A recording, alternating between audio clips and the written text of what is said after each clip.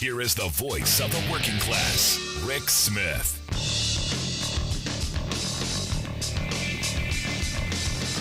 And welcome, brothers, sisters, working class heroes. This is the Rick Smith Show. Thanks so much for being here today on the big program. Lots to get to, lots to talk about. Again, big winning over the weekend. Yep, got it done. And this is where's Barack Obama? Where is Barack Obama to come out and say what a BFD this is? What a big freaking deal getting this Build Back Better mini plan done. The Inflation Reduction Act of 2022 passed through the Senate. Important piece of legislation. And I'm wondering, where's Barack Obama? Where is Barack to say that, hey, this took some skill. This took a lot more skill than it took to get the Affordable Care Act pushed through. Remember, Obama had 59 senators. You had 2 independents who caucused with Democrats. You had 57 Democrats and 51 Republicans. You're in a what? You got 2 independents. You've got 48 Democrats, and you've got 50 Republicans. You're in a 50-50 kind of world. Much more difficult to get legislation pushed through, and yet Joe Biden getting it done. So I got to tell you, surprised me. This guy getting up, doing the work, and for all of the messaging we hear out of the right wing about, oh, he's slow and he's old and he's feeble, he's killing it. Absolutely killing it. And this Inflation Reduction Act, call it whatever you have to. Again, historic thing. Something done on climate change. We're going to actually do something. We've been talking about it since, what did I read? I read something that Daniel Patrick Moynihan wrote about this back in the 60s. That, hey, we should probably do something on this carbon thing. We might want to, I started addressing this. It was like 57 years ago. And we've done nothing, finally, this administration. And again, horribly unpopular, we're told. Everyone unhappy. In fact, I drive to work every day and I see like 5 or 6 people with the very family value F Joe Biden flags flying from their Christian flags, which is weird, very weird, But here's the thing: getting the work done, and this a big deal. Where's Obama? This is what I want to know. Where's Barack to come out and say, hey, nice job, Joe. Big deal. I want to hear it. I want to hear the words out of Obama's mouth. Put those comfortable shoes on you didn't use during your administration and get out there and push this, because this is a big deal. Doing something on the climate front, doing something to lower prescription drug prices for older folks, of which most of us are going to be at some point. Doing something, if your thing is if you're a deficit hawk, doing something on that part. Now the fighting inflation part, there's some arguments, but this a huge deal. Now, because of how screwed up our Senate is, they had to go through the budget reconciliation process. Had to do what you had to do. Again, this is the mastery of Joe Biden. Being able to keep those 50 cats all in the same plane, didn't have anyone decide that they were going to go off. That is a big accomplishment.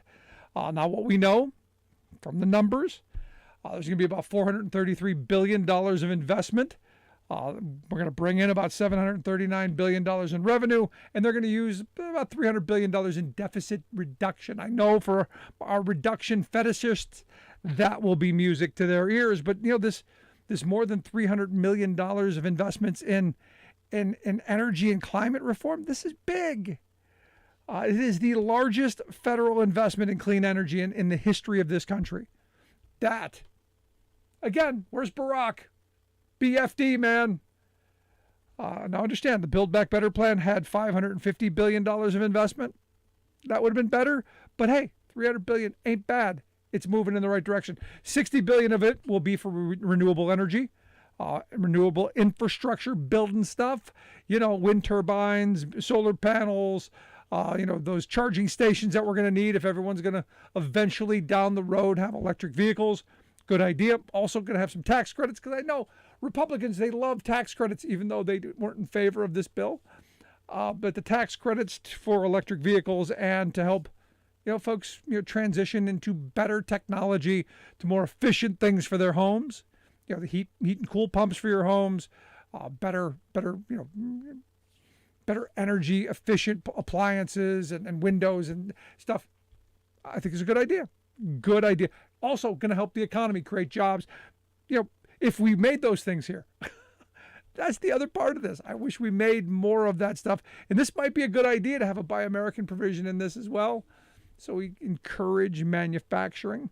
Now, Democrats are saying that these simple actions are going to reduce greenhouse gas emission by about 40% by 2029. The White House is saying they'd like to see that target 50%. We'll see. But again, historic. We haven't done this. And my entire life, we've been talking about how are we going to deal with the climate issue. As a kid, I remember Jimmy Carter putting solar panels on the White House. I also remember Ronald Reagan ripping them off. This is that moment. Now, here's the question. Are we in another one of these moments? Yeah, Jimmy Carter saying, hey, we're gonna go in a different path.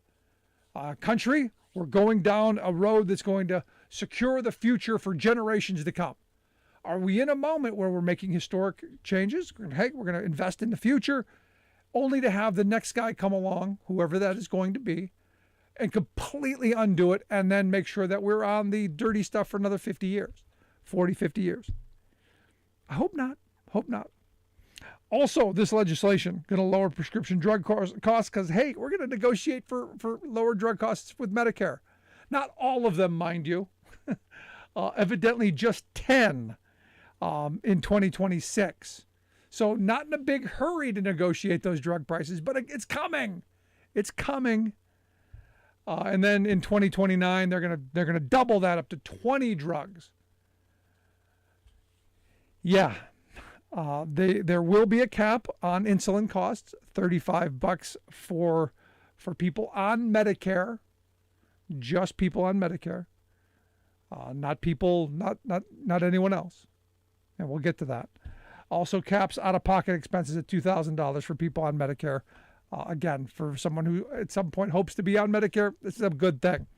Also a 3-year extension for the subsidies for the ACA, something we absolutely needed. Good stuff. Helpful. Moving us in a positive direction. Like it. Now, how are you going to pay for it? Because we hear Republicans all the time, how are you going to pay for it? Simple.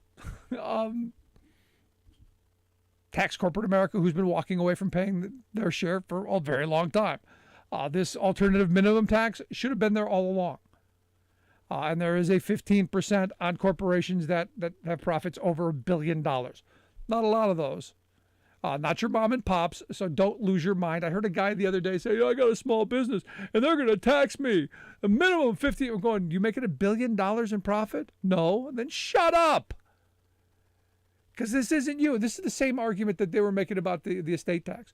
Everyone believes, I'm going to have to pay taxes when I die. Are we worth $11 million? Well, no. Then shut up. This is going to be on companies making over $1 billion who, like Amazon, who for years got away with paying zero.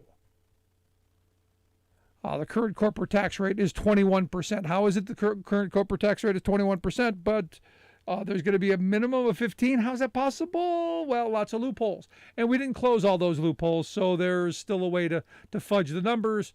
But we're saying, hey, if you make over $1 billion, you're going to have to pay 15%, unless you come up with another gimmick and move those profits probably somewhere else to shield it in a different way. I'm sure there will be another gimmick, but this is a pretty big win.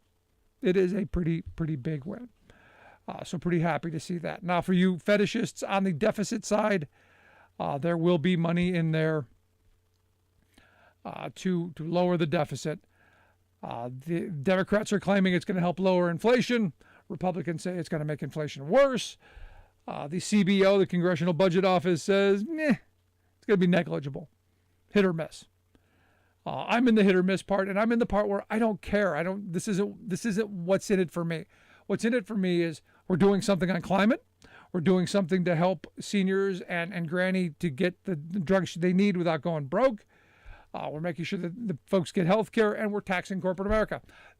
All check, all good things in my view. So a start in the way, and look, the reality is Biden ran on this. These are pledges ticked off the box. He ran on, hey, we're going to cap the cost at $2,000. We're going to get the $35 insulin. Couldn't get the $35 insulin for everyone. And gee, I wonder why. Could it be what I always say? And that is Republicans hate working people. And the answer is yes. For the umpteenth time, Republicans hate working people. Because again, now I've yet to meet anyone who goes, insulin should be $500 a vial. That we shouldn't have a cap on $35 because that's like $10 to make, from what I'm told. I've yet to meet anyone who doesn't think it's a good idea to cap insulin at $35 because it's one of those life-saving things. But more importantly, it's one of those things that if you don't take it, it makes things a lot worse. So it's like a preventative thing, because if you don't manage your diabetes and you don't keep everything in check and you're not taking the insulin, then they start chopping things off you. And that's much more expensive in a whole bunch of worlds. Not a great idea. But Republicans decided that no, can't have this. The Senate parliamentarian ruled that this provision could not be in the reconciliation bill, and Republicans saw an opportunity to stick it to Democrats and ultimately to working people, and that's why this is not in the legislation. It can only be in the Medicare part. So working folk, you got screwed again. Why? Well, because Republicans hate working people. But this brings me back to this moment where, this administration, they've been killing it. I mean, and I said this last week, the fact that if Trump had, a half of these accomplishments, any administration, if they'd had these accomplishments this soon, they'd be tap dancing in the streets. But we've got a corporate controlled media structure in this country that's, the narrative is, Joe Biden's horrible. Joe Biden's, every bad thing is Joe Biden's fault. And the reality is this administration is just simply killing it. And look, on the foreign policy front, the next big win, they killed the Al-Qaeda leader we've been looking for over 20 years. There's talk that there's going to possibly be an agreement with Iran that maybe we're going to take down some of that heightened tension. There's some opportunities ahead. I'm guardedly optimistic, and I'm telling you, good stuff. Let's go to the phones. We got Julie in Minneapolis on the line. Julie, how are you today? Hi. Well, I feel like I can breathe a little bit lighter today, just Good. A little bit, not much, but a little bit, because of this bill.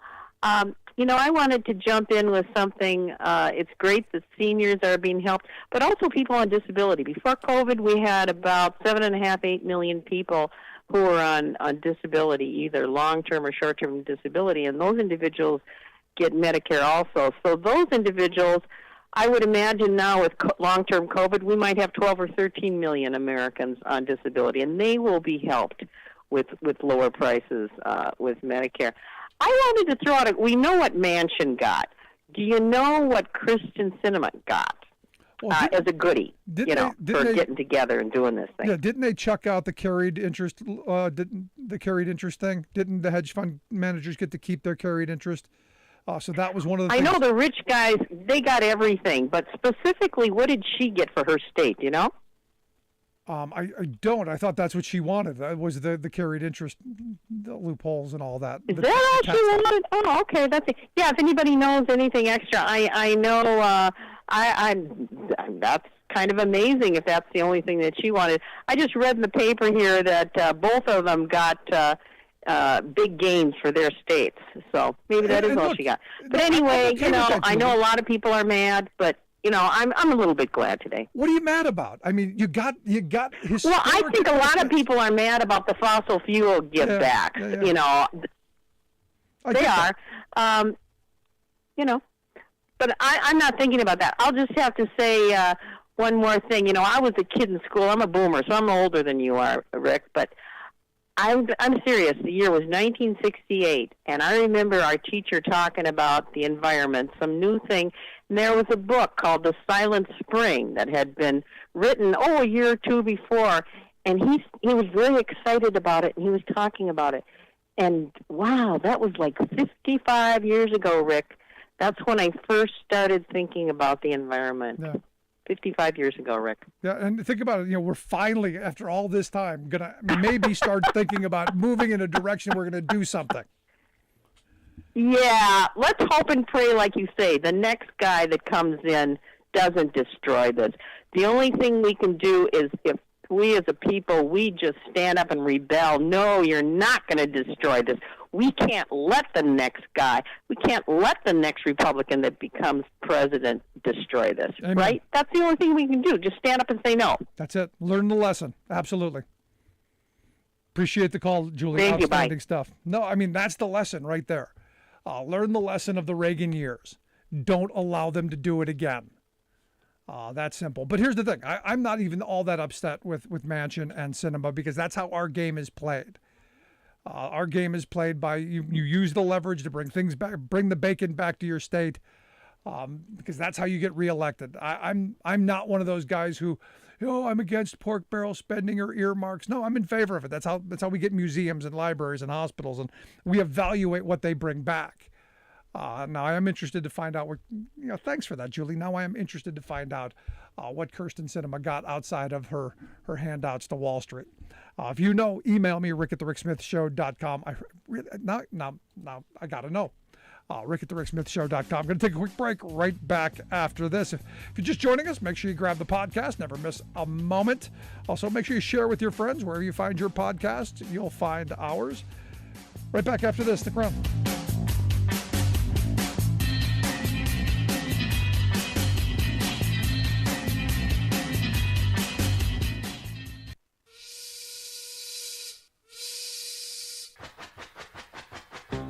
If you're a fan of the show, you've heard our Labor History in 2 segments, and you can hear them on the radio pretty much anywhere in the U.S. Labor history has never been more important than it is right now.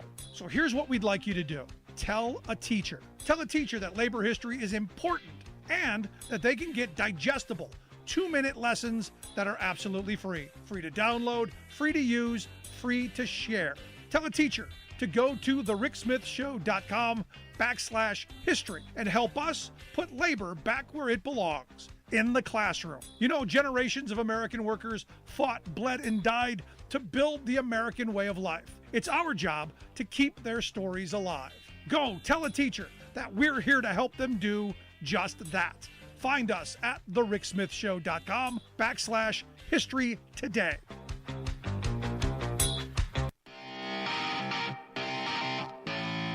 Welcome back to the Rick Smith Show. Now, here is Rick Smith.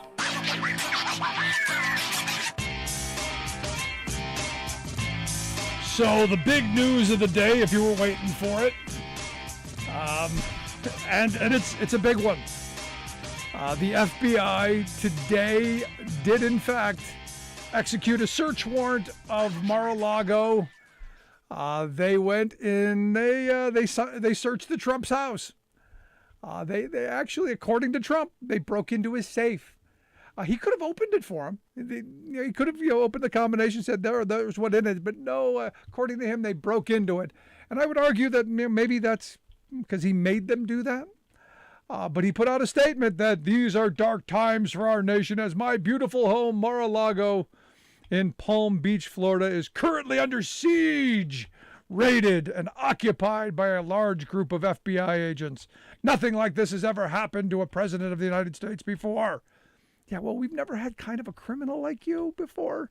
who did as much criming. He says, after working and cooperating with the relevant government agencies, this unannounced raid on my home was not necessary or appropriate. This is prosecutorial misconduct, the weaponization of the justice system, and an attack by the radical left Democrats who desperately don't want me to run for president in 2024, especially based on recent polls, and who will likewise do anything to stop Republicans and conservatives in upcoming midterm elections. He says such an assault could only take place in a broken third world country. Sadly, America has become one of those countries, corrupt at a level not seen before. I'd argue those 4 years, corrupt at a level never seen before, which is why we're seeing this going on right now. I do find it interesting that we see photos of documents that were ripped up and thrown into the toilet by Donald Trump, which evidently is his preferred method of disposal of documents. Now here's the weird part. I gotta wonder which FBI agent had to dig his hand down in the toilet to check the for the toilet for documents. I gotta wonder. Let's go to the phones real quick. We got Gary in Minneapolis on line 2. Gary, how we doing today? Good. How you doing? The lady was on there. She was asking like Christian. I heard one thing Christian Cinema got for supporting the bill. It was money or help for drought relief in Arizona.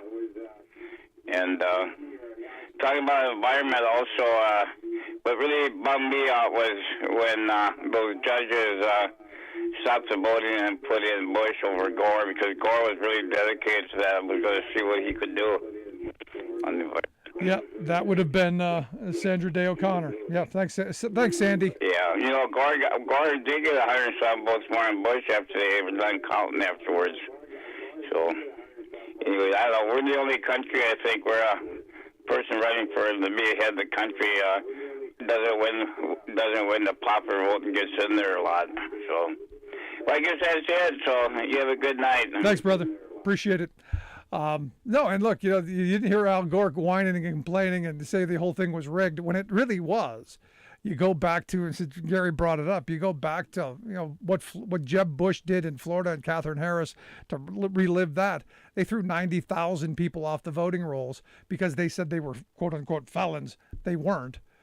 They just happened to have names that sounded kind of similar. There was the whole voting while black scandal. And you think those 90,000 people would have voted a particular way, perhaps? Yeah, perhaps. But yeah, that's it's something we can't go back and change. But I looked today, the big news. What is this going to mean? What did the FBI find? I gotta wonder. Now, there's part of me that goes, would Trump really be dumb enough to leave things laying around at this juncture? Is he really that? No. Really? Well, we'll see. Hopefully we get to find out what's in this. Hopefully an orange jumpsuit is in the future, because I think he'd look good in orange. I think our Marmalade Mussolini would look good in an orange jumpsuit, picking up litter on the side of the highway, don't you? I'd love to hear your thoughts. Email me, rick@thericksmithshow.com. I'm going to take a quick break. Right back after this. Stick around.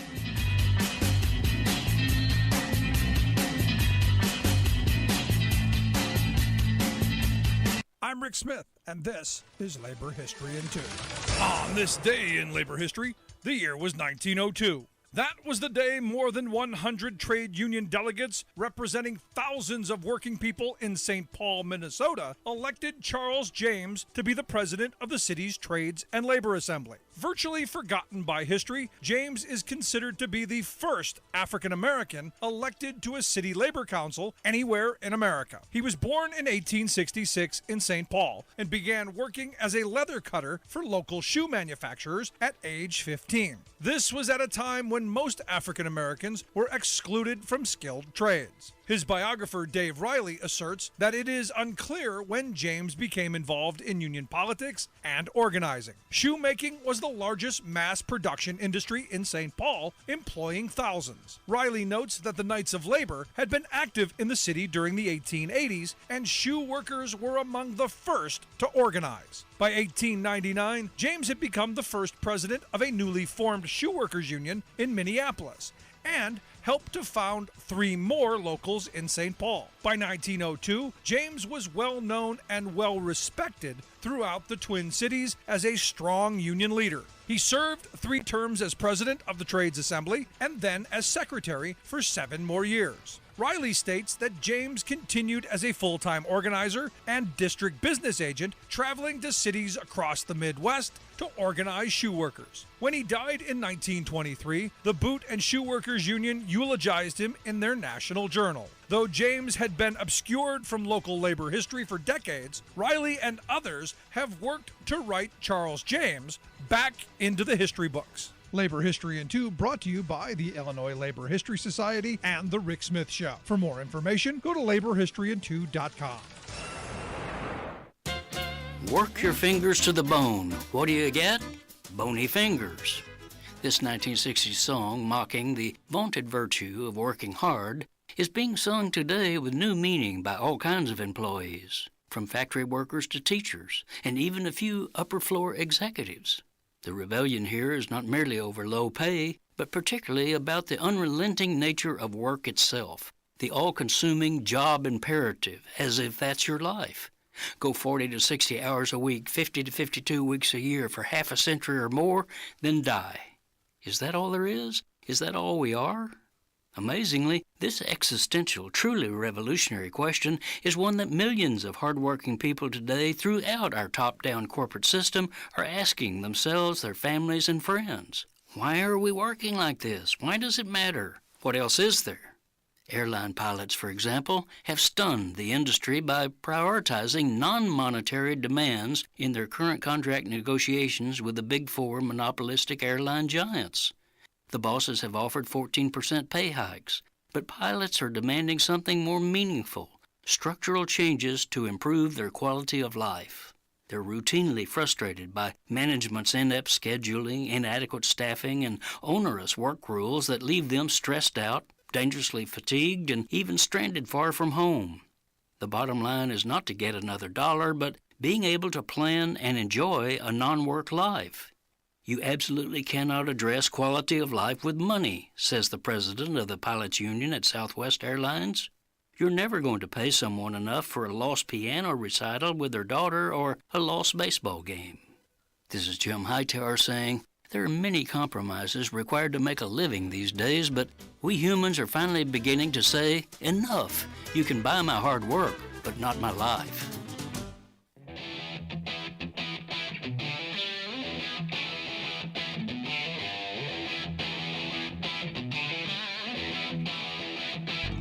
Welcome back to the Rick Smith Show. Now, here is Rick Smith. So while the big story of the day, there's been a bunch of them. Look, I mean, the fact that we're going to get historic investments in doing something on climate change, something we're going to help Granny with prescription drugs. And, oh, by the way, former president's house has been raided and his safe has been broken into by the FBI. Yeah, just that. Still my favorite story of the day is this one. Evidently, according to this book that's coming out, The Divider, Trump in the White House by Peter Baker and Susan Glazer. Evidently, Trump wanted his generals to be, like Hitler's generals. And, I guess someone had to explain to him that Hitler's generals tried to kill him a number of times. Yeah, he is that stupid. Anyway, here to share some thoughts on the big stories of the day. I've asked our good friend Chris Hahn to come share some thoughts. Chris is a syndicated radio host and host of the Aggressive Progressive podcast. You can see his work over at ChristopherHahn.com. Chris, thanks for taking time for us. Thanks for having me, Rick. A nice quiet night. Yeah, so nothing going on. Let's start with the general thing. I think again, it's this disconnect, history, reality, fantasy land. He's the first president that didn't read, right? And not only that, like we know he liked to watch TV and movies, I mean, turn on the History Channel, and there's a documentary of Rommel probably on right now that talks about how he tried to kill Hitler. And, there's a movie with Tom Cruise that came out not too long ago, Valkyrie. It's about the generals trying to kill Hitler. I mean, it is mind-boggling to me that he doesn't even know that basic part of history. And he was the president of the freaking United States. And there's still 30% of this country that thinks he should be president still. It's amazing. I don't even know what to say. I mean, I'm a pundit. I talk for a living. Yeah, well, if you look at what happened over the weekend at Crazy Pack, they loved him. That's their guy. They want more. They've gone full crazy at CPAC. I knew Matt and Mercedes Schlapp before they were crazy, before they were con artist grifters who figured out they could become filthy rich by, peddling this nonsense conspiracy theory. But you know what? Let's be very clear.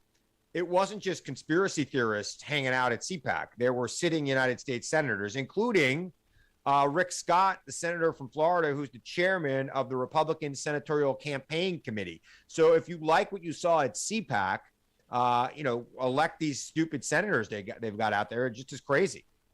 Yeah, it's something. Now let's get to the big story. I mean, this is a big deal. I mean, you've got a former president. The FBI has raided his home, and he said he writes, whoever wrote this statement for him is not wrong. I mean, this is a big deal. This is the kind of stuff that happens in third world countries. This is the kind of stuff that happens. It's a shame that it's like necessary, right? The guy took classified documents to his golf retreat in Florida. Some documents that are so classified that they cannot even be described, because to describe them, you would need to hear the description. You would need classified, special clearances. Some of these documents are only allowed to be viewed by a handful of people within our government. They are sitting at Mar-a-Lago, which has, members that come in and out all over the place. And the But Her Emails crowd is saying, how dare they try to take those documents back? Now, that's just part of it. It is freaky to me, and I'm sure you and I are about the same age. It is freaky to me that we live in a world where a former president of the United States is having his home raided by the FBI. Remember, this did not happen. This is not some FBI agent that decided to do this on their own. This is not like, something you see on TV. This was probably signed off by the Attorney General of the United States and probably several of the Assistant Attorney Generals of the United States. And it was also signed off by a federal district court judge who has lifetime tenure and does not care about politics or anything else. And for that to happen, there had to be significant evidence put into that, complaint. And there had to be real reasonable suspicion that there was a crime happening. This is bad stuff. And I also think, I'm speculating here, Rick, and I'm going to speculate. There was a story last week that Trump's lawyers told him that he should break off all contact with Mark Meadows. That suggests to me that Mark Meadows is cooperating with the FBI or the U.S. Attorney's Office or the January 6th committee. And it should be of no coincidence. It's probably not a coincidence that those two things are connected. I don't know for sure, but if I'm Mark Meadows, after watching Cassidy Hutchinson testify, I'm thinking to myself, I'm in big freaking trouble. Nobody is going to pardon me, and nobody is going to riot because I go to jail. So I better save myself. So he's probably talking, and he knows exactly what documents that Donald Trump took to Mar-a-Lago. So to me, now this is pure speculation. I don't know this I don't have any information on this at all. I was about to take my dog for a walk, and this news broke. I walked my dog. I came home. I watched a little more news. That's all I know about it. But I think, to me, those things are connected. I don't know for sure. I just feel it. And look, I'm an attorney. You know this. I just feel that it's too much of a coincidence that those two stories are happening in the same week. And this raid, this was not going to happen willy-nilly. Somebody had to say on the record to a prosecutor, this is what is at Mar-a-Lago. And it wasn't going to just be the guys from the National Archives that went down there to get their, make their inventory of what he took. No, I mean, you're right. I mean, Meadows is trying to save his skin because, Cassidy Hutchinson saving her skin. There are no heroes. I don't think she was saving her skin. I think Cassidy Hutchinson, look, she's 23 years old. I mean, she wasn't going to jail for anything that happened there. But she took it on the chin. And right now, she's probably a pariah within her own party. She'll probably never work in politics again. She's probably getting death threats by the minute. She probably can't go out in public with these crazy MAGA people all over the place. And this is a girl who thought she was going to, a woman who thought she was going to have a career in politics and public service, who believed in what she was doing, even though her beliefs were completely twisted and wrong. But yeah.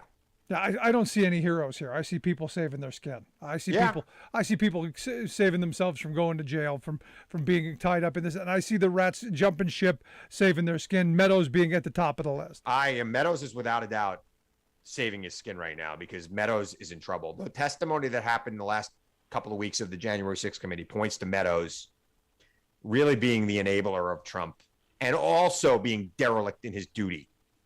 And, the White House chief of staff is one of the most powerful people in the country, in the world. And he did nothing. He sat there while our Capitol was being attacked and did nothing. And now he's probably talking. And good, let him. Yeah, no, it's important. But here's the thing. I mean, Trump has always been, loose with classified information. I mean, back while he was president at Mar-a-Lago, there were stories of classified documents sitting on tables during parties. By the way, this is how we know there are no aliens hidden in bunkers somewhere, because this guy would have told us. Right? There's no aliens at out in Roswell or Area 51. There's nothing like that. We haven't been visited. This guy would have been, you never would have believed what I just heard. I got this document. We would have heard it. We would have heard it by now. It would have been all over the place. And we still don't know who killed Kennedy then, do we? No. Clearly, Kennedy was killed by Lee Harvey Oswald. There is no secrets like that. It was 50 years ago. Why can't we tell them? I was hoping. It was the one thing. I hoped for with Donald Trump is that we would learn about the aliens. So that's the big secret out of those whole 4 years. No aliens. All right. No aliens. There's no aliens. I mean, here's the thing, though. Back to seriousness. What is this guy planning to do with those documents that he has at Mar-a-Lago? What did he want to do with them? These are national secrets. These are state secrets of the United States of America. What was he doing holding on to them? Why did he have those boxes of documents sent? I'll tell you why. Let me speculate because I don't want to be sued. He probably wanted to sell them to somebody is what he wanted to do. And that is, gross. And that is why they didn't just give him a subpoena for the documents. They raided his house. Right. So you're the lawyer here. Let's say they found stuff. Let's say he's got documents. What do they do to him? Well, he's going to be charged with mishandling of classified information. And what does that mean? I don't. He's not going to jail, Rick. I mean, I've said this. Here's the thing, and I hate to say it. I say it all the time. He is never going to jail. Now, he might never run for office again, but he's never going to jail. So my thought of him in an orange jumpsuit picking up litter on the side of the highway, that's never going to happen. That's not going to happen. No, he's going to be moving to Scotland and playing golf and living a lot better than you or I for the rest of his days. But he ain't ever going to jail. And look, it's funny. I was musing. So I did my podcast a little while ago, right before I did your show. And I was musing about, what if Joe Biden offered him a pardon on condition that he admits his crimes and tries to heal the nation in a speech written for him, not by him? Wouldn't that be great? It'll never happen. I see you shaking your head there. It would never happen, but it would be great for America. That was just like my dream. I don't know. Maybe it's just been too hot here in New York and I'm a little loopy, but it's a shame to me that so many people in this country still believe in this guy. Yep. And I mean, I'm just looking at my Twitter feed right before I came on and just, people saying, you wait till we get back in power. It's not going to be fun for you. Yeah, no, this is that's what's going on here. You go, wait a second. The message is not, nobody's punishing you. He's breaking the law. These are crimes. Yeah. Either the law applies to everyone or it applies to no one. We're either a nation of laws or we're not. And no person, no matter what office they achieve, no matter how much money they have or influence, should be above the law. You shouldn't be able to take classified documents to your party place down in Florida. It's ridiculous. You're listening to the Rick Smith Show here with Chris Hahn, syndicated radio host of the Aggressive Progressive podcast. You want to check out his work, ChristopherHahn.com. The website, we'll get links out on social media on how you can do that. I want to change gears a little bit because the original thought to having you on was about the big win over the weekend. Yes. Actually going to get something done, historic investments in dealing with climate. Haven't done that before. Good idea. Does this now overshadow that big win? What do you? Well, yes. I mean, Chuck was supposed to be the leadoff guest on Rachel Maddow tonight, right? Chuck Schumer, my former boss, greatest person I ever worked for. Yes, unfortunately it does. And this is a huge story. I mean, look, the bill over the weekend was a huge story. And as time goes by, campaign wise, that bill is going to matter a lot to Democrats seeking re-election around the country and to Democrats trying to unseat Republicans, particularly in the United States Senate around the country. Why didn't you vote to reduce inflation? Now, I, for one, don't think we're going to be in as bad inflationary period in November as we are now. But we're still going to have inflation. Things are still going to be expensive.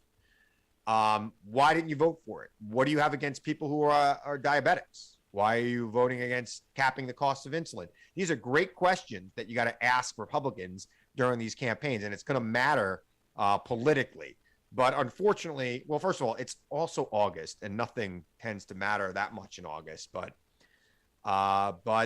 this is going to matter. This story that's happening tonight is a doozy, and it is going to dominate the headlines for, I would say, the next week at least. And God knows what else we're going to find out here. And this isn't the end, right? This is the beginning of something going on. No, this is the beginning of a lot. But, in this bill, the hope is that the administration gets out and takes the victory lap. Because if Trump would have done something even, a tiny bit as good as this, this would have been the greatest thing ever. And you would have heard the greatest nothing president but ever. I had nothing to do with this bill's passage, but I passed this bill. Right, that would have been the whole thing, right? That would have been we would have heard pounding his chest. Joe Biden's got to take credit for this because even though it's really Chuck and Joe Manchin's win here, it's Joe Biden's win. Joe Biden's the top of the ticket, right? Joe Biden is the name on the door, and he has to take credit for this. And frankly, look, I don't usually quote the Rasmussen poll, but one came across my desk over the weekend that had Joe Biden at 43%. After I had been on national television on Thursday saying that, or maybe it was Wednesday, saying that by November, Joe Biden would be in the mid 40s and it's not going to be as bad as people think for Democrats in November. I mean, I still don't think we're holding the House. I think gerrymandering gives them the House. But it's not going to be a 40 vote margin in the House. It's going to be maybe a 10 vote margin in the House. And when you've got a caucus as unruly as Kevin McCarthy is going to have. And I don't think Kevin McCarthy is going to be the speaker, frankly. And I think that they're going to be an unorganized mess. And I that's good. No, it's good. Having watched some of the shenanigans over the weekend in Texas, the entertainment value of the next 2 years of Republicans, controlling the House. Yeah.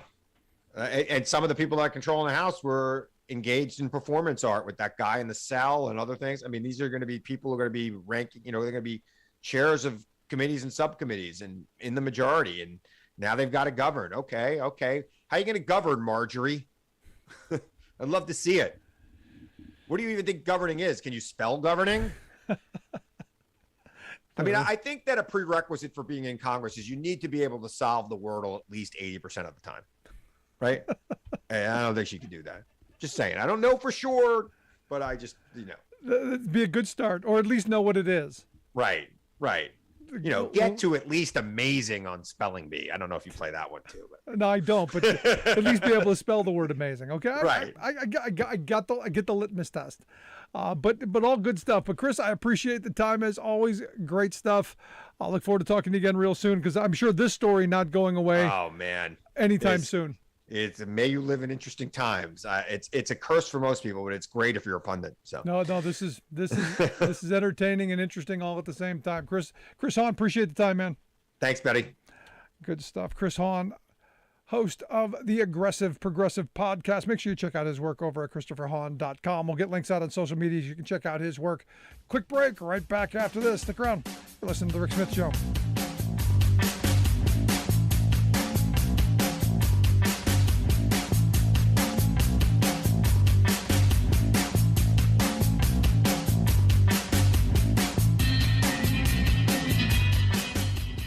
I'm Rick Smith, and this is Labor History in 2. On this day in labor history, the year was 1850. That was the day that two tailors who were out on strike in New York City were killed in a confrontation with the police. It is thought that they were the first workers to die while participating in a strike in the United States. They certainly would not be the last. The United States has one of the bloodiest labor histories of any industrial nation. It's estimated that at least 700 people have lost their lives to violence during a strike. The vast majority of those slain were workers. Some of the most bloody conflicts included the Great Upheaval of 1877, where across the country 100 workers lost their lives in an uprising of railway labor. Then, in 1892, the strike against Carnegie Steel in Homestead, Pennsylvania, 9 strikers and 3 Pinkerton agents died. 2 years later, 30 workers died across the country in a boycott and strike against the Pullman Palace Car Company. One of the most infamous labor massacres occurred in Ludlow, Colorado in 1914. During this coal mining strike, gun thugs hired by the company rained machine gun bullets and fire down on a tent colony of striking workers. At least 19 people were killed. 11 of them were children. In 1937, 10 workers died on Memorial Day at a demonstration against Republic Steel in Chicago. These are just some of the battles, massacres, and murders that shaped the American labor movement. Too often, the toil of this bloodshed is not taught in history classes. Labor History in 2 brought to you by the Illinois Labor History Society and The Rick Smith Show. For more information, go to laborhistoryin2.com.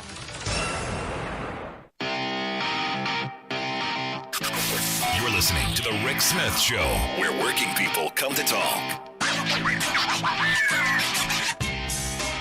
So you gotta love these extreme stories of union busting, and you look across the country, Starbucks workers all over the country are organizing. In fact, last count, I think like 183 Starbucks stores have organized.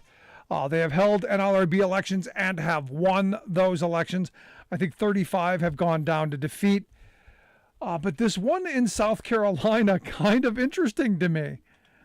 Anderson, South Carolina. The workers there went with their petition, and they marched on the boss, and they said, hey, here's our petition. We want to be recognized as a union. These are our demands. We'd like $12 an hour as a wage. We'd like you to fix all the broken stuff to make our job easier. We'd like better hours. We'd like schedule. Their demands. The kind of negotiation stuff you do in a union environment. Like we'd like better wages, hours, conditions. That stuff that unions do. Boss having no interest in it. Evidently, in the little video confrontation that happened, which is just a woman walked, basically pushed past somebody and walked past, evidently called the police and said that she was being kidnapped. Now all of the workers have been suspended and barred from going to work because of these allegations that these workers kidnapped and assaulted the manager. And it's clearly there on the TikTok video. This is clearly, not. I hope. Let me fix that. To the observer, this should be a no-brainer, but this is South Carolina after all, where you had Nikki Haley who said she wore pointy-toed shoes so she could kick unions. That was her statement. So I got to wonder, if the Anderson County Sheriff's Office is going to take these claims seriously. Now, they have closed the store, as I understand it, which is another tactic of corporate America in busting up unions and workers trying to organize. Because understand, Starbucks is a giant corporation. They can close the store for a little bit, as they've been doing across the country. And I think, how did Howard Schultz put it, the CEO? How did it go? The company's, it's reinventing itself. Now remember, they had always been kind of a hippie liberal, kind of a progressive viewed company. Latte drinking liberals go there to get their drinks. Now I guess they're reinventing themselves as angry worker hating union busters. I guess that's what we're getting. Now understand, Schultz's claim to fame really was he defeated a unionization effort back in the 80s. So they brought him out of mothballs to come and bring back and bring down the iron fist. And I guess this is how they're going to do it, by making stuff up. Now today they had a rally and a press conference where the lawyer called these allegations absurd and false. Said it was just another dimension of union busting campaign, which I'll tell you, this is a new one. I was kidnapped by those workers who just want better wages, hours, conditions. I was assaulted when I ran into them. And these workers, they just want to be able to support their families. In fact, that's what one of the workers said. Look, how are we going to put food on the table? How are we going to, pay our rent? How are we going to do the things that we need to do? Now that they've all been basically fired because they've been barred from going to this store or any others, as I understand. This is what they do. This is what corporations have been getting away with, and why we need a much more aggressive National Labor Relations Board. Now, look, I love Jennifer Abruzzo over there at the NLRB, the General Counsel. I think she's being much more aggressive. I think she needs to be much more aggressive. This is something that has to be dealt with in a truly aggressive fashion. The kind of fashion where you go, you know what? This is so beyond the bounds that, we're just going to impose a union and make you start bargaining. There has got to be a point where there's real penalty, where there is something, real consequence to these kind of allegation and actions. This kind of, Karen mentality, just amazing. I mean, I watched the video a couple of times, and I'm going, I don't know how you get there from there. In fact, I don't call for people to be fired very often, but I think that manager should be fired, because that is creating a hostile work environment. And I don't know how I don't know how anyone could ever work for that person again when they have honesty issues. And if I can throw one more thing in here, this is the reason that you need unions. This is the reason you need representation. This is the reason that you collectively come together and demand better wages, hours, conditions, opportunity. This is the reason. Because all of those people standing together had power. And that's what they were freaked out about. That's what that manager was afraid of. And that's what Starbucks is scared of. That means some of their profit, not going to go to the CEO, not going to go to the shareholders, might actually go to wages, hours, conditions, might actually go to the working people. And they can't have that. Might hurt their bottom line. A week doesn't go by now when there isn't a devastating example of the deadly power of a changing climate. Back-to-back extreme storms show the U.S. is not ready for climate impacts. And while temperatures are reaching near records, it's the humidity that's making the conditions more dangerous. Yep, climate change is also increasing humidity across the U.S. Big corporations launch ad blitz to sink Democrats' budget deal. Plus, it's a chicken and egg thing, but we want to make sure that charging is ubiquitous. America's first ever national EV charging network is on its way. All of those firsts and more straight ahead. From BradBlog.com, I'm Brad Friedman. And I'm Desi Doyen. Stand by for 6 minutes of independent green news, politics, analysis, and snarky comment. Water isn't the only thing we're running out of. Clean air, quality soil, rainforests, wetlands, the precious metals that make our phones work. We're even running out of sand. Sand. Which may not seem important, but without it you can't make concrete or glass, like for windows, so you can look outside and see the world ending. This is your Green News Report. Okay, Desi Doyen, there's a lot of anxiety and concern on the Democratic side of the aisle in the U.S. Senate over this massive climate bill as we wait to find out if Kyrsten Sinema will come along with the rest of her party. Yes, and big corporations are making their voices heard. They and their lobbying groups are spending big on a last-ditch effort to stop the bill. The National Association of Manufacturers, the U.S. Chamber of Commerce, and the Koch network of dark money groups have launched a barrage of digital and TV ads in Arizona, urging Democratic Senator Kyrsten Sinema to kill or at least significantly maim the Last Chance climate bill. Yep. While we wait for the fate of that, climate change impacts are waiting for no one. If it seems like the U.S. is getting pummeled with back-to-back extreme rain events, you're not wrong. An overnight storm deluged southern Illinois on Monday with more than a foot of rain in 12 hours. The third 1-in-1,000-year rain event in the country in a week. It was part of the same stalled weather system that produced unprecedented rain and deadly flooding in St. Louis and eastern Kentucky. So it's not so much 1 in 1,000 years, but 3 in the past week. Exactly. Studies confirm that man-made climate change has increased the frequency and the intensity of rainfall in the U.S. since the 1950s. Other studies predict that extreme rainfall and flooding will get worse in coming decades if governments fail to cut greenhouse gas emissions that cause climate change. Emerging data increasingly links stalled, persistent weather systems, both heat and rain, to warming in the Arctic, which may be slowing the jet stream that steers weather systems across the U.S.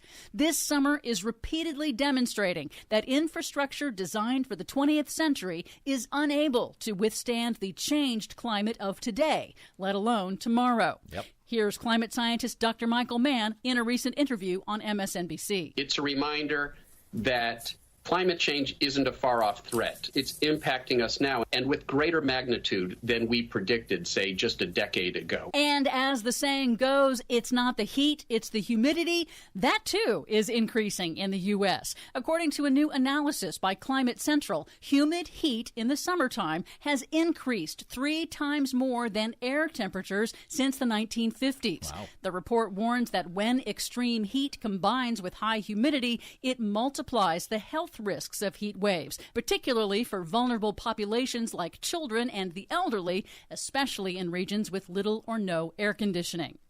But some good news. The Biden administration launched a new initiative this week to boost assistance to local governments in low-income communities, which tend to lack staff and capacity, in order to help them apply for federal funding to replace their crumbling wastewater, drinking water, and stormwater systems under Biden's massive infrastructure bill passed last year. The Biden administration will also reverse a Trump-era policy that opened up 1 million acres of public lands in California to new oil and gas drilling.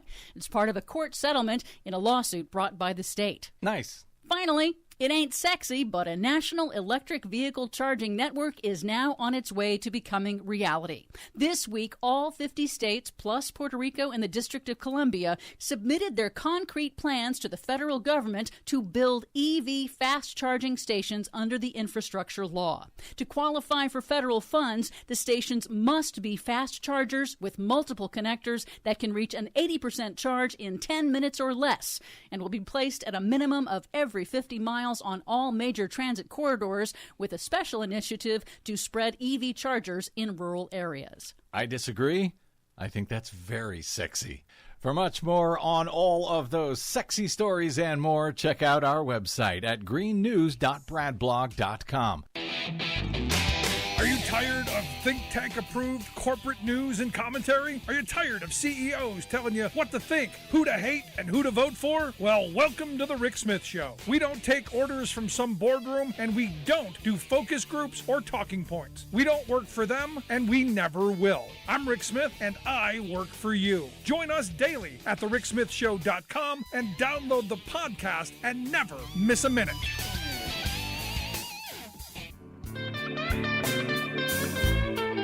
Welcome back to the Rick Smith Show. Now, here is Rick Smith. So, big news. I mean, again, historic kind of deal. I mean, this is... I was just a little kid when Watergate was going on. I still remember the headlines in the newspapers and how, we as a country reacted. The fact that the former president of the United States, had the FBI raid his house, break into his safe. This is a big deal. I got to tell you, my mind went to one place. The story the other day broke that Trump's favorite way of disposing documents was tearing them up and flushing them down the toilet. I kept going. What FBI agent had to go digging his hand into the golden, who had to do that? And do you get paid enough for that? I don't think he does. I don't think anyone gets paid enough for that. Anyway, here to share some thoughts on the big story and possibly what this could be. Because this just wasn't a simple willy-nilly decision.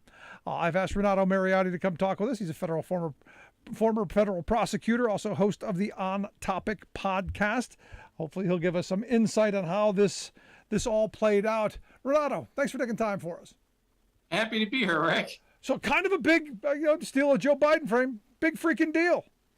I would say so. There's a lot of hyperbole on the internet and on cable news about, explosive, this and that. There's no way to overstate how big of a deal it is when the feds raided the home of the former president. That's a pretty big deal. Now, walk me through how that happens. I mean, because, I had someone say, well, this is Joe Biden. I'm going, I don't think Biden had anything to do with this. This is just Democrats. I'm going, no, I don't think so. There's a whole process. There's a bunch of steps that you have to go through to get the warrant. There's a lot to this. Now, you as a former federal prosecutor, I think you know those steps. Walk me through how difficult it is to do at this level. I mean, to come to raid my house, I'm sure it's probably a lot easier. But a former president, this has got to be something Herculean kind of leap. Well, let's start with raiding the Rick Smith house. So if I was investigating Rick Smith, and I was at the Justice Department still, and I wanted to obtain a search warrant for your home, I would need to have evidence to show that to convince the judge there's probable cause that a crime had been committed. All right, so good reason to believe that crime had been committed.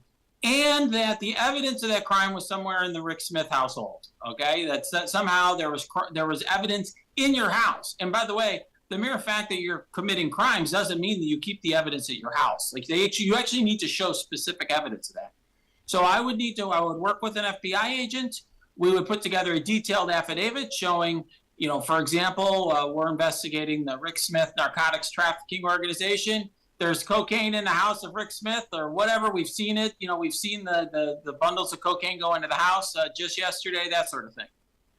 Then we would have to go to a federal judge, and that judge would have to determine that there's probable cause that a crime had been committed and that evidence of that crime was at your specific house right now. If, in other words, not 2 years ago, but presently. So how would it be different in case of a former president? Well, the difference is, in order to obtain a search warrant, before I even went to a judge at the Justice Department, I would need to clear that with a supervisor. Like, I wouldn't just go off on my own, like, executing search warrants, going to the judges and trying to get search warrants willy-nilly. That affidavit would have to be reviewed by somebody, some supervisor at the Justice Department. You can imagine for the residents of the not just former president, we're not talking Jimmy Carter here. We're talking about the guy who was president just a couple of years ago. The former president of the United States, huge political figure, if you're going to get a search warrant of his house, you're going to need probably approval by the Attorney General himself, okay, and certainly from senior DOJ leadership. So I think a very carefully considered decision of the Justice Department, and then a neutral finding by a judge, which is required in any case, that there was probable cause that the evidence of a crime exists at that home. Just for full disclosure, FBI, if you're listening, there is no cocaine at my house. There are no drugs whatsoever. I am not the head of a drug cartel. That was purely an example given by Renato Mariotti. I have never done any of those things. I never will do anything. Please don't knock down my door. I love it. No, but you get it, right? I mean, even for anybody, that warrant requirement is a core of our constitutional protection that all citizens have as part of the due process that citizens in this country expect. And so I do think it's a big deal. And I will say, folks who are attacking this already reflexively, some of Trump's allies, I think they're really revealing something here. They're revealing their own bias because they don't know anything about the underlying investigation. Who knows what that investigation is unearthed, but we do know it's enough to get a judge to sign this thing. And an attorney general who I don't think anyone would suggest is like a wild and crazy guy, super aggressive guy. I think I would consider him somebody who has a very calm, deliberative approach, a guy who had been a federal judge for over 20 years. He signed, he agreed to seek this search warrant. And so what it tells me, Rick, is a couple of things. I mean, one is, obviously, you don't need me to tell you. You don't need to be a lawyer to know that if the FBI is raiding your house in the morning, that's a really bad sign. That's bad news for you. You may need federal charges maybe in your future. But separate and apart from that, it tells me that the Justice Department is pretty confident that there's something to their investigation, because I just don't believe that they would take this extreme of a step unless they thought they had something that would result out of this investigation, something significant. Yeah. Will we find out what this was about? Will we eventually find out? Or is this something where there was a big to-do and then all of a sudden we never find out what happened or why? Unless, I have to say, I'm sure we will find out one way or the other. Typically, if this was, for example, this Rick Smith case as opposed to the Donald Trump case, what I would say is we'll find out unless the investigation takes a turn where they realize, they were mistaken. Okay, if that happens, then the case goes nowhere. They decline to move forward, and that's it. In the case of Donald Trump, I'm sure we're going to find out one way or the other. But I would say that I would be surprised if the Justice Department took this step without feeling pretty confident that something was going to come of this. So now you, as a former federal prosecutor and a level-headed guy, you've never been somebody who's off on a fringe, in my view. But Trump wrote in his statement, or whoever wrote Trump's statement, because I don't think he wrote this, but they said this is prosecutorial misconduct, the weaponization of the justice system, and an attack by the radical left Democrats who desperately don't want me to run for president in 2024. So this is the frame. It's not that potentially he probably has a stack of classified documents that he decided to steal on his way out the door. No, it's not that, because there have been stories of him, helping himself to things in the past. I'm curious your thoughts. Is this that? No, I mean, I have to say, first of all, I just would say this too. Anybody who judges this investigation now is just obviously biased, in my opinion. We just don't know enough. We're basically, what I'm telling you today is basically all we really know about this, okay? We don't know a lot about this investigation right now. So I think anyone prejudging the matter is clearly biased. This has nothing to do with the left or Biden or any of that. This has to do with the FBI executing a warrant that was signed by a federal judge. And you can attack that. A lot of my clients, now that I'm in private practice, would love to attack search warrants that are executed at their homes, their offices. But the truth of the matter is that can be very difficult to do for a whole host of reasons, but one of which is that the FBI is usually pretty careful, and judges are pretty about seeking these warrants, and judges are careful about what they sign. And so I would reserve judgment, but I would just say that any serious person who's looking at this rationally would not be making those bizarre allegations. My position is, holy, you know what? A former president had his residence raided by the FBI. That's enormous. That's a big. Yeah, I mean, and you said I'm not kind of one of these hyperbole type people. There's a lot of that on the internet, and if you if you read a lot of Twitter, you'll listen to a lot of cable news, watch a lot of cable news. You'll hear that it sounds like every day Trump's going down for something or another. There's a lot of nonsense that gets baked into that, but this is legit. I mean, there is something to that. I mean, you shouldn't need to convince anyone of. I think it's apparent on its face that if the FBI is raiding your house, you're in big trouble. It's that simple. I think that's a basic truth of life. If the FBI is raiding your house, you're probably in trouble. That's one of those universal truths. You're listening to The Rick Smith Show. We're here with Renato Mariotti, former federal prosecutor, host of the On Topic podcast. We'll get links out on social media. You can check that out. Highly recommended. The reason I had reached out to you originally, and I wanted to get to this because, I looked down in Florida. You have a governor down there in Ron DeSantis who has basically suspended this attorney because I guess he wasn't... How do you put this? He wasn't going to enforce the ban that isn't in place yet, and he wasn't going to go after transgender kids. So he has suspended this elected official who just happens to be a Democrat and replaced him with somebody that will do the assault work that DeSantis wants. Is this legal? Well, yeah, you probably better ask a Florida lawyer, but I will just say that it generally speaking, people who are separately elected officials are themselves not beholden to and not subject to the whim of this is not a political appointee. This is like your local district attorney. And at least in the jurisdictions I'm licensed in, they can't be fired by the governor or the attorney general, someone like that. I will say that it's very common for prosecutors to make decisions about what they think is worth prosecuting and what they think is not worth prosecuting. There are plenty of cases that are never prosecuted at the federal level, for example, even though they're technically federal crimes. If you have 5 grams of marijuana, that's technically a federal offense. You just aren't going to find a lot of federal prosecutors wasting their time with that. If a local prosecutor doesn't want to prosecute parents of transgender kids or women who are seeking an abortion or something along those lines, that's generally within their prosecutorial discretion. Now, the reason I brought this up and I wanted to talk to you about it is because this is the kind of thing that frightens me when you have this kind of an activist governor who's going to filter down to the local level and take that kind of judgment away from prosecutors and force this kind of ideology right down the line. I'm uncomfortable with that kind of authoritarian rule. I can see why. And I almost think what it is he's trying to use the Trump playbook. He's a dangerous man in the sense that he's using the Trump playbook, but he's a lot more savvy about it. And what he's learned from Trump is that it doesn't matter if someone later on determines that this is illegal and that he can't go forward with it. He got his day of headlines out of it. He pleased the people who are mad at transgender Americans or whatever he's trying to appeal to. And in the meantime, he's created a lot of confusion and wasted a lot of public resources on basically a stunt.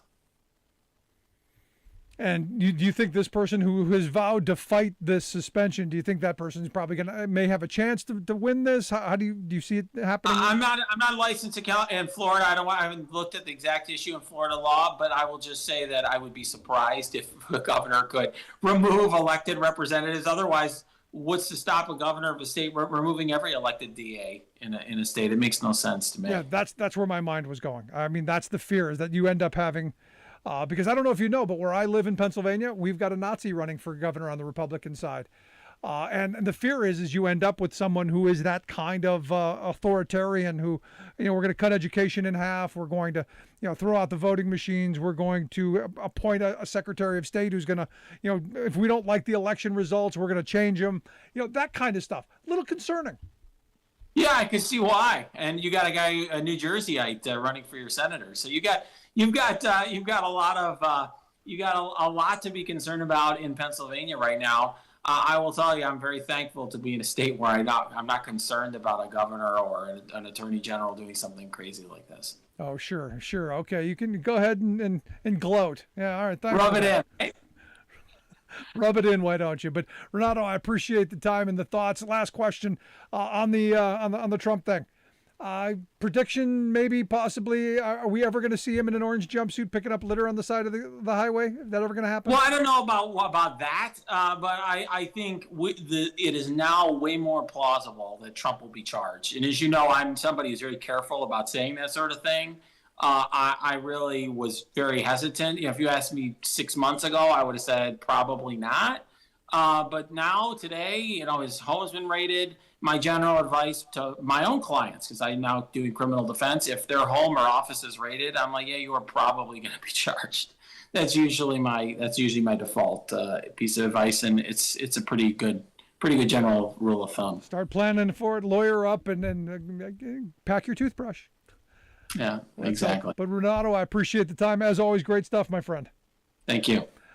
Good stuff, Renato Mariotti. Make sure you check out his podcast, the On Topic Podcast. We'll get links out on social media, how you can take a look at that. Quick break, right back with your thoughts. 1-866-416-RICK, 1-866-416-7425. This is The Rick Smith Show, where working people come to talk.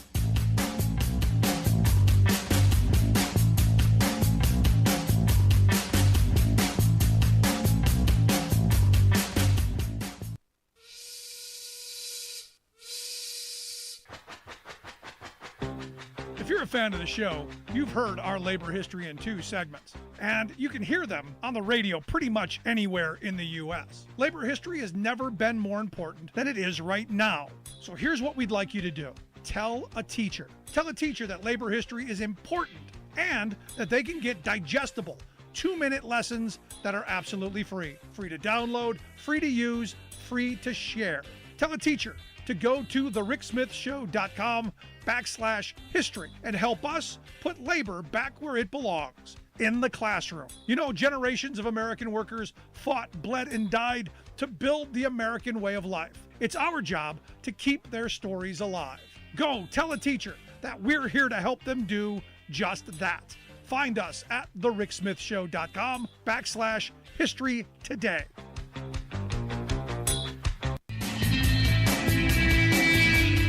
Welcome back to the Rick Smith Show. Now, here is Rick Smith.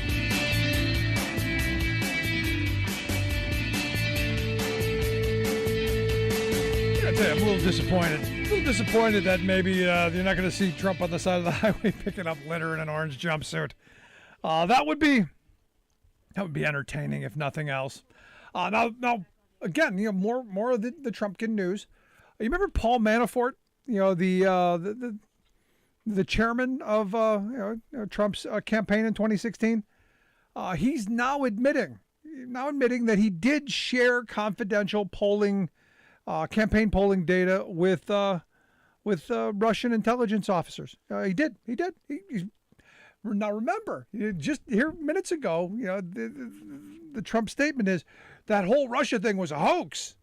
But you've now got, his former campaign chairman saying, yeah, I did. But it wasn't to interfere in the election. No. It was for business deals. It was so we could cash in. It was a whole different, my intentions were pure. Trust me. I want to get back in the game. Do you believe any of it? Answer, not a bit. But I do find it interesting on the same day. It's all a hoax. I didn't do anything wrong. And Manafort saying, yeah, so I did share it. So what? My intentions were good. Let's go to the phones. Got Alice on line 1. Alice, how are we doing today? Oh, we're doing good. So I wanted to say this. So Trump and his little visit from the FBI, because it's supposed to be for mishandling of classified documents. If he's found guilty, something like that, by law, he's not allowed to run for office. Right. And I'm just wondering if maybe the Republican Party, this is their underhanded way of keeping him from blowing their chances in the midterm. I like your thinking. Well, you got to think like a Republican. You do, and that was the first thing that I thought of. And I thought, gee, that sounds like something they would do. Maybe Marky Meadows or, somebody gave a little hint or a clue. Because I haven't seen anyone so far, none of the, usual loudmouths saying anything or flipping out on Twitter. No. So I'm just wondering. No, you're right. I'm waiting for them all to turn on him and throw him under the bus. I've been waiting for that for a very long time. Even the kids. I mean, the fact that Ivanka kind of threw him under the bus during the January 6th hearings. I'm waiting for everyone to finally turn on him and pitch him under the bus. Well, I don't think all of them will, because some of them are just too far gone. But, it just seems to me, any other time, you'd have had Mitch McConnell and, this one and that one and Marjorie Taylor Greene and everybody flipping out. And I've not seen anything yet on Twitter. So my mind, well, I'll put it to you like this. My son always says, I don't know how you do it, Mom, but somehow you are able to figure out who did what and what they're going to do next. So I don't know. That's because you think. But that's my thought. That's because you think. Good stuff. Yes. Appreciate it, Alice. Bye-bye.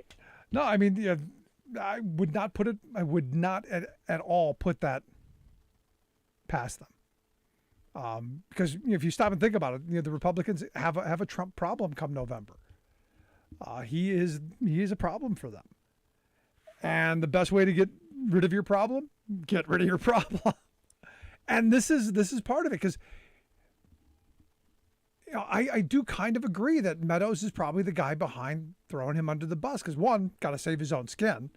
And, at the end of the day, when the rats start scurrying, they're going to sing. I've been waiting for that for a while, which is why there's been another hearing, and there are going to be more hearings, because more people are talking. And the more people start talking, the more the jailbirds start singing, they start pointing at other people. And they start singing. Which is why, evidently, Trump's been doing a lot of phone calls to a lot of people. Hey, gotta stay loyal. Interesting times. Interesting times ahead. Now, evidently, the guy I had referenced a moment ago, Doug Mastriano, the guy who is a Trump-endorsed Republican nominee for governor in my state of Pennsylvania, someone who I liken to a Nazi. Evidently, he will be testifying before the House Select Committee investigating the January 6th insurrection. Evidently, might not end up answering any questions over a dispute over his testimony. I'm not sure how this is going to go. They're in the process, I guess, of negotiating this deposition. But expected to testify. I think the voters of Pennsylvania should be able to see what their potential governor has to say. Also, Ron DeSantis, the governor of Florida, is going to be in Pennsylvania in I guess it's the 18th of August to stump for DeSantis in Pittsburgh, and we will be in Pittsburgh for that day. Netroots Nation is having their conference. We're going to be broadcasting from Netroots Nation in Pittsburgh. I think it's the 18th, 19th, and 20th.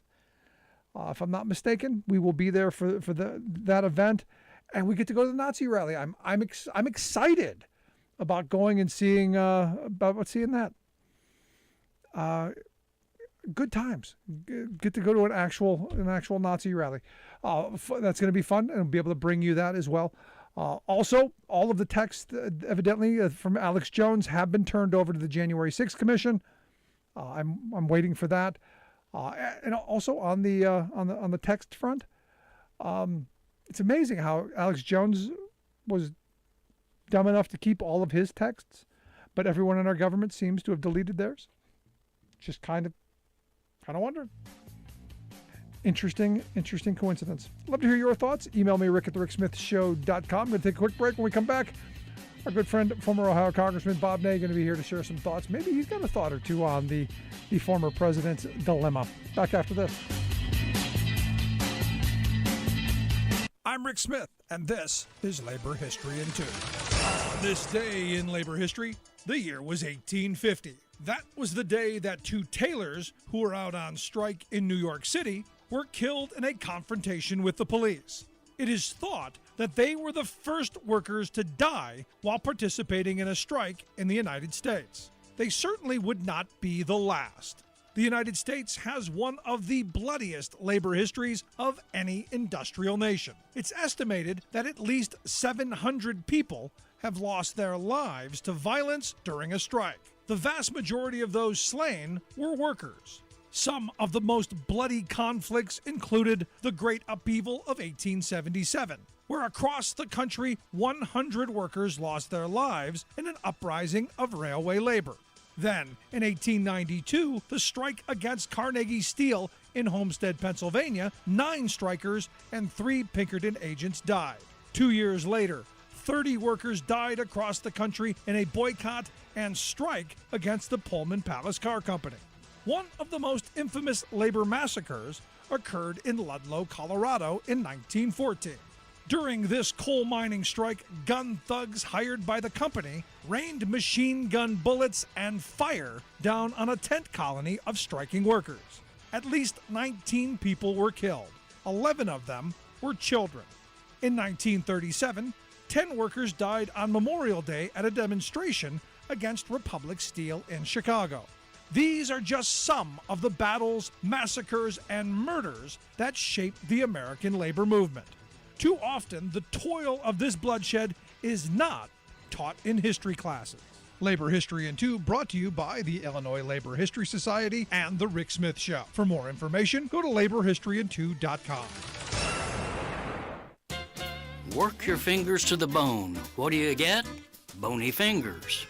This 1960s song, mocking the vaunted virtue of working hard, is being sung today with new meaning by all kinds of employees, from factory workers to teachers, and even a few upper-floor executives.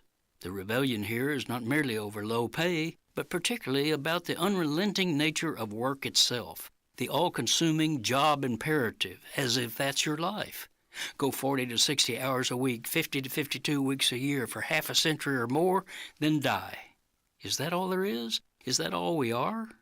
Amazingly, this existential, truly revolutionary question is one that millions of hardworking people today throughout our top-down corporate system are asking themselves, their families, and friends. Why are we working like this? Why does it matter? What else is there? Airline pilots, for example, have stunned the industry by prioritizing non-monetary demands in their current contract negotiations with the Big Four monopolistic airline giants. The bosses have offered 14% pay hikes, but pilots are demanding something more meaningful, structural changes to improve their quality of life. They're routinely frustrated by management's inept scheduling, inadequate staffing, and onerous work rules that leave them stressed out, dangerously fatigued, and even stranded far from home. The bottom line is not to get another dollar, but being able to plan and enjoy a non-work life. You absolutely cannot address quality of life with money, says the president of the pilots union at Southwest Airlines. You're never going to pay someone enough for a lost piano recital with their daughter or a lost baseball game. This is Jim Hightower saying, there are many compromises required to make a living these days, but we humans are finally beginning to say, enough. You can buy my hard work, but not my life.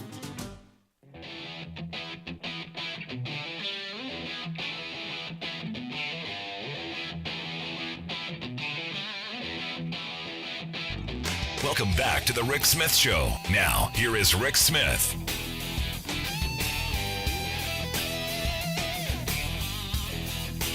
So it's been reported that 4 states, Alabama, Georgia, Louisiana, and Ohio, have decided that, you know what, we're going to draw some illegal maps, congressional maps that, however we feel like it. And judges are going to say, no, these are illegal, you can't use them, but we're going to use them anyway. Because, well, I guess Republicans don't believe that the laws should apply to them. Yeah, this is the new world where laws only apply to other people. Anyway, here to share some thoughts on, well, this and maybe something else that may have happened today. I've asked our good friend Bob Ney to come share some thoughts. He's a former Ohio congressman and political analyst. Bob, thanks for taking time for us. Oh, thank you, Rick. So what do you make of this? This new kind of lawlessness? Yeah, laws are for other people, like in your state. How many times have the gerrymandered maps been ruled unconstitutional by your state Supreme Court? Like 5? Close to 5, and it's been interesting because if you look at the makeup of the legislature, it is so predominantly Republican in the Senate. When I started in the Senate, think about this, Rick, in 1984, it was 17-16 Democrat-controlled. My seat and another one from Akron flipped it to, and a third one from Cleveland flipped it to 18-15, where it remained for a while, and then it became overwhelmingly Republican. And the reason I mention all of that is you would think Republicans could say, okay, we can create a map because, we do have one seat to spare, maybe, that they could maybe lose one seat and still be okay. That wasn't the way it was. They kept thumbing their nose at the Supreme Court. So judges in Alabama, Georgia, Louisiana, and Ohio have found that legislators illegally drew those states' congressional maps. And then, of course, we just had a special election, which, by the way, an incumbent Republican lost up in the Newark, Ohio area because the voter turnout was the lowest probably in the state's history. So they actually, some of the incumbents that drew these seats got hurt. Good. Which is hilarious. That should happen. I mean, every one of them should be ousted. Yeah, so it's unbelievable what they let happen. And again, it just kept going back and back, and then they still did what they wanted against the rulings of the court. Yeah, I mean, in Ohio, this is where the voters have to go. I don't care what team you're on. If you're not going to listen to the rule of law, the law that we, especially in Ohio, where the voters overwhelmingly said this is what we want, and you've got Republican legislators going, nope, you can't have what you want. You'll get what we tell you get. They should all go. That's just my view. The court would rule, and Rick, they would send the same map back. Yep. I mean, the same one, not change a county. It was bizarre. It is bizarre. Now, a little something happened today. Maybe you heard the little news going on. Something about a search warrant. Something about former president having his little shack looked into. Thoughts on Mar-a-Lago being raided and maybe what they may have been looking for? Right. A few things. They're speculating that two sources close to it, quote, they're not saying close to the FBI, but close to the Trump organization, are saying that it had to do with the presidential papers, etc. But I don't think necessarily it would be limited to that. I mean, it could be. Who knows? There's a few things, I think, Rick, that are important on this whole deal. Having gone, myself up against the Justice Department and, wondering would they raid anything, which they didn't. The raids aren't as frequent as people want to think because they'll see a high-profile case where somebody's let out of their house, etc. And so the people think, well, this happens all the time. It doesn't. It's not necessarily. They don't do them necessarily a lot as a routine. Number one, the no-knock is a process that a lot of people have to sign off to do this, and it has to go to the highest levels.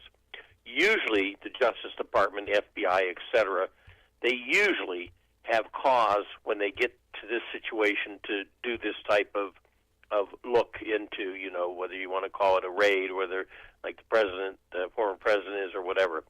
And the other thing, Rick, that's important, I think a couple of other things. One, they usually have a very high bar they set because this has to go, again, through justice to the highest levels of the Attorney General, has to go to the highest levels of the court process to a judge. And so usually, again, the bar is set pretty high. It's not that they just go do something like this. The other thing about the department, in most of these cases that I've ever seen, and I keep saying usually because, I don't want to say for sure, if you and I and your wife were told why don't you three sit down and make up an HBO script on, president, and we made up the fact that, the FBI was going to go to his house. That'd be like, hey, do something realistic, will you? Yeah. Well, this is a case where usually it's ironclad. So they don't just decide to do this, it's ironclad. And I just want to throw those few things out because they must have an idea that there was something there in particular they were looking at. And also, it's a former president. So you just don't do this because there is a lot of risk to this. If there is nothing there, you can imagine how wild he will go on this. Yeah. Well, if there is something there, he'll go wild anyway. I take that back. But if there's something there, then for some people that's very hard to dispute. So I don't think they just did this to kind of do it. Something is going down. Yeah, I think somebody ratted him out. I think somebody ratted him out. I think they knew exactly what they were looking for, where it was. Right. Because somebody ratted him out. And the fact that he was, and this is not a surprise, the fact that he was in New York and not at his Florida home is a smart move. Look, you don't, and of course the Secret Service that were left there to be around the house knew they were coming, and it's one agency that will obviously cooperate with the Justice Department, but you don't want to go in, let's face it, to a former president's home with the president standing there in the doorway. I did. I want to see him out on the street I in know his you want him bathrobe. drug out in cuffs. I want to see him standing out on the street corner in his skivvies. Yes, I want to see him homeless for that Do you moment. really want to see that in his skivvies, please? Do you really? Jeff, just for that moment, yes. How about in a robe with the initials on it? How about that? Let's do that one. Do that visual. But they didn't want to have that confrontation, where, President of the United States orders the Secret Service to stop them. That could have happened. So I think that was a very intelligent move to do that. Wow, that would have been an interesting moment. They would have given him some time to flush everything down the toilet. Because evidently, according to reports, his favorite method of disposal of contraband is flushing everything down the toilet. I mean, think about this. If he would have been there and he has Secret Service present, do you really want the dilemma if you're the Justice Department of the former President of the United States saying to Secret Service, I have reason to believe they're coming to harm me, stop them. And then the Secret Service is sitting there in a confrontation. I don't think you want that. So I think this was truly planned that, he would not be in there at that time. So law enforcement, has done the search, and, he admits, former president admits that they searched his safe, probably took into it. He said they broke into his safe. Well, if you have a legal piece of paper, you don't break into it. But maybe nobody would open it, so they opened it. Yeah, no, they can do that. So I think what is in the unknown is obviously, what documents were they looking for? Again, the level to do this of a former president, they would have to go through, I think, the criteria I just mentioned about a surety on their part that there was something there. And I think you're right. There was some kind of inside tip that was, foolproof, that there was something there. Well, because there have been reports for a while that that he has a bunch of records that he was supposed to send back to the National Archives. Mm-hmm. I mean, wasn't that the story a couple months ago that he had a bunch of classified information, a bunch of classified documents that they were supposed to give back? So I mean, they know he has stuff. So the question then becomes: could this be one of those? Hey, this is stuff from my presidential library. These are my personal papers, kind of thing. Could this be that kind of dispute, or could this be, we're talking high level, national security stuff that only a few eyes get to see, that potentially they were afraid he was going to sell to, I don't know, for the golf, swap for golf outings. I don't know. Yeah, or is that too extreme? Have I gone too far? There's something there. Obviously, you don't do this. this is unprecedented in our history, and you don't do it unless you have something very ironclad for it to get to this level. Yeah. I think it shows, obviously, that the law enforcement is in an extreme scrutiny position on Donald Trump, obviously. Well, they better not screw this up. It Well, is. that's the other thing. Yep, you just said it. They better not screw it up. Find out you've got what you want and throw it out there. Because I'll tell you, here's the reality. When you go for the king, you better not miss. It's the same thing I said about the Chinese, kind of threatening Nancy Pelosi. And if I were her, I'd say, hey, I'm going to Taiwan. And if you're going to threaten me, don't miss. I just said tonight to somebody about 20 minutes ago, if you shoot the king, kill him. Yeah. You don't wound them. You go after them.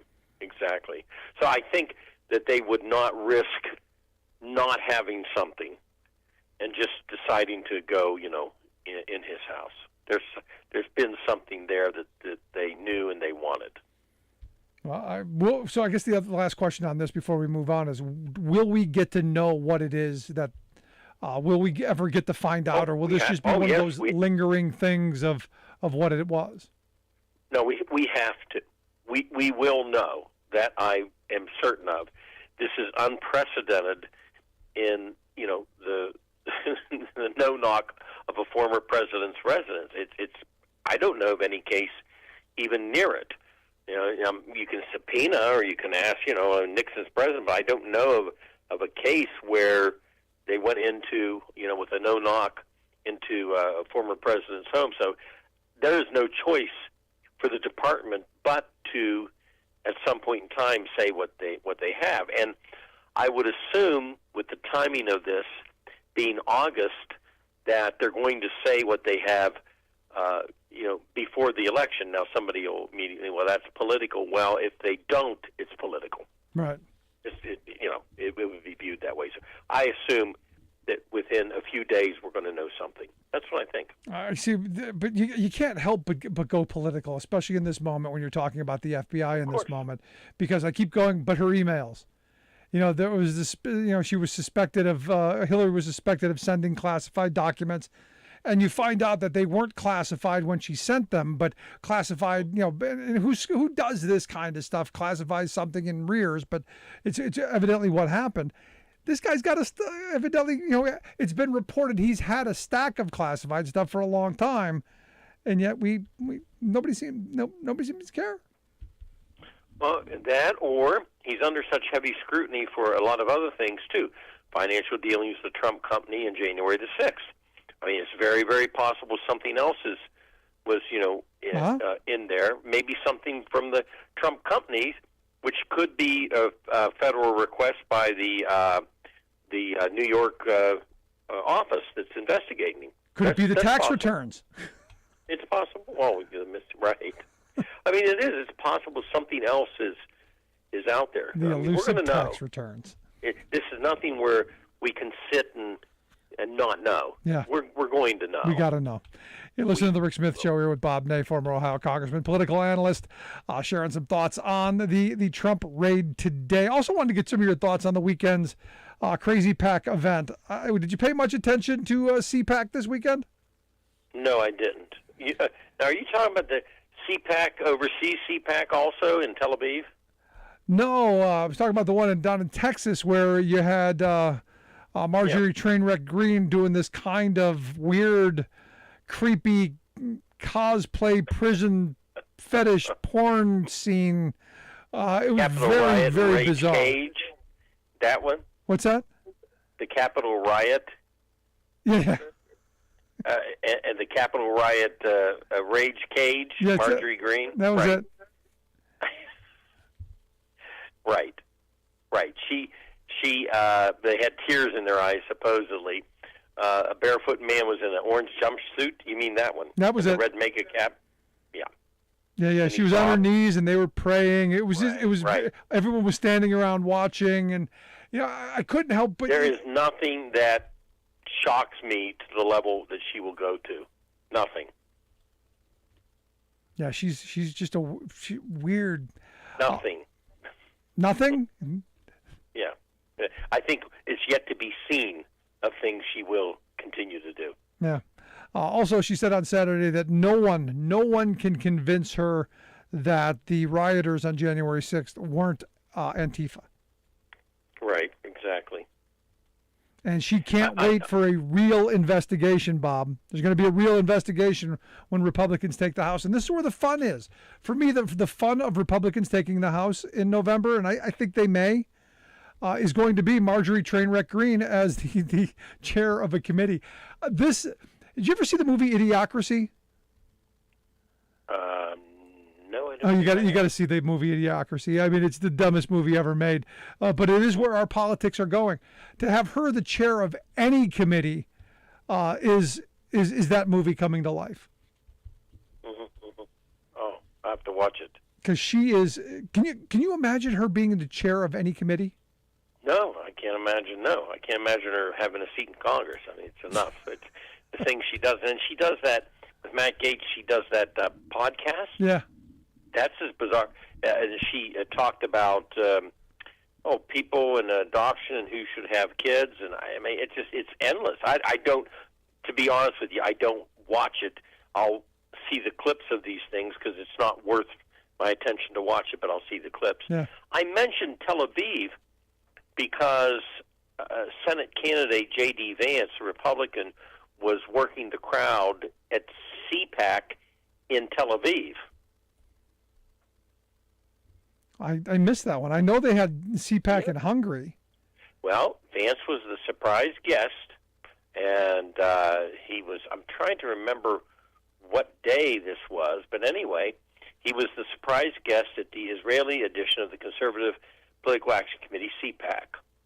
And this is kind of the biggest overseas gathering of the American right. And it was, Rick, I think it was last It was a couple weeks Wednesday. ago. Okay, right? yeah. Or so, right. And it was the first one that was held in Israel, and he was over there.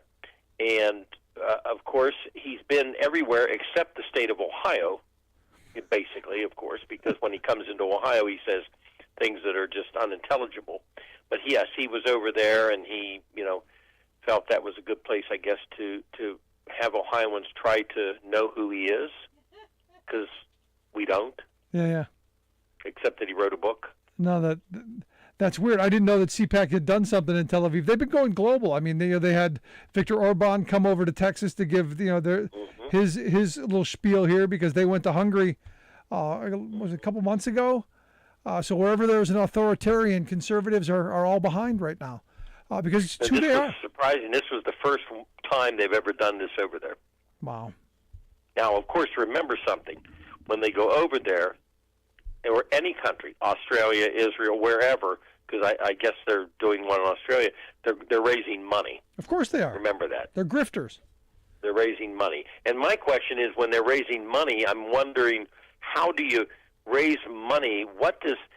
Because a candidate can't take money from, a foreign contributor, so I wonder how the money's assembled, if anybody's going to take a look at that and where it goes and how it's used. Well, isn't the money donated through like super PACs and stuff, and then donated probably through kind of in-kind contributions, not directly to the candidates? So you can't give to a candidate, but you can give to a group that supports the candidate. Yeah. That's the way around it, because there's a thousand loopholes in the finance laws. No, anyway. this is the reason we need to start banning all this. I'd point that out. Vance was over there. I'm going to have to now check into that even further. I didn't even know that Crazy Pack was doing Tel Aviv. I knew they were in Hungary. I know they were. I was focused on Texas because I had gone to a couple of them in the past before they lost their. I mean, they were about to lose their mind, but they still had some principles.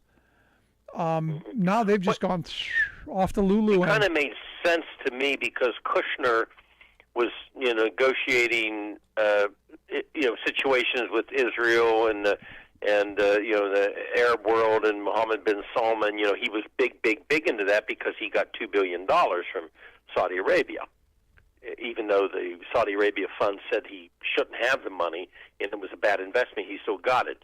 So he kind of utilized, obviously, the reaching out for world peace with the Israelis and the Arabs to feather his nest after he left the White House. So it kind of makes sense. Kushner probably somehow is behind that, I will bet you. Yeah, never let a good crisis go to waste. Never. It's always a good way to cash in. And last thought I want to get from you. Evidently, I don't know if you've been following the story from New York State.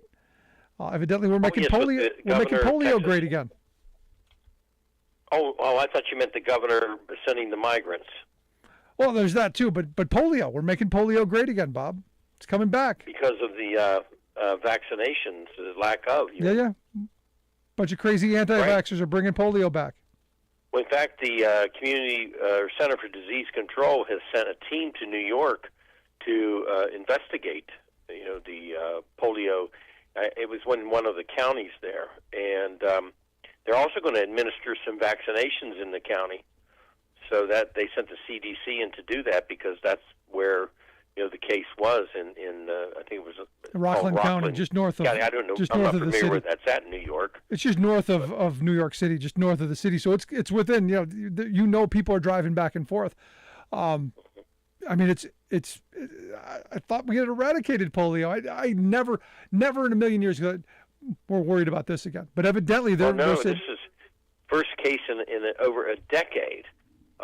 So that means that the person that was unvaccinated was, obviously got infected, and we don't want to go through that again in the United States. That's for sure. And there's the part of me that goes, you know what? I don't care. I really don't. I hope all of the people who didn't get the vaccine. I hope I hope you get it. I hope you enjoy it. Good luck. My problem then becomes I then know that it gets stronger. It then jumps to vaccine, and then now we got another huge problem. All because a couple of yahoos and nitwits go, no, I did my research by sitting on the can reading Facebook posts by some other nitwit. Well, we know from our history that based on any outbreaks we've ever had of polio, from the time it began to the time it was being taken under control, and this is what New York needs to be aware of, that every case you get, one case of what they call the paralytic polio, where you can become paralyzed or, one leg or two legs, there may be possibly hundreds of other people infected per one case. Yep. Right? No, that's what they're saying. This is just the beginning of a tip of an iceberg of a horrible, horrible situation. And that's why the Center for Disease Control is in there, big time, trying to see what happens to get a handle on it, right away. It's always the weakest link, Bob. It's always the weakest link that tears you down. But as always, appreciate the time, my friend. Thank you. Look, I'm reading this story and I'm going, really? And the thing that gets me is, and I know a number of anti-vaxxers who are proud of the fact that they're stupid, and they're proud of the fact and loud about it. Now, look, I get, hey, I'm not going to get the vaccine. I may have a problem here or there. And you keep that to yourself. But to in a room full of people, announce, in the most boisterous and loud way, showing that you're a moron. I struggle with that. And then to organize and to find other morons. This is how we end up where we are. This is how this is sadly the world that has become. And it's as good as the internet's been, there's some bad things. Scary times ahead. And I keep coming back to we, the silent majority. The folks who just want to have nice things, who want to get up and go to work every day, raise your family, be reasonable. We got to vote. You got to convince others to go and vote. Too many people stay out. Too many people, say, I got better things to do. You got to vote, because the dim, they seem to be organizing, and they seem to be multiplying. Just my thought. Love to hear yours. Email me, rick@thericksmithshow.com. If you miss any portion of the program, make sure you download the podcast. Wherever you find yours, you'll find ours, from iTunes to iHeart, Stitcher to Podbean, anywhere in between. There we will be. Thanks so much for tuning in. We'll see you back here next time.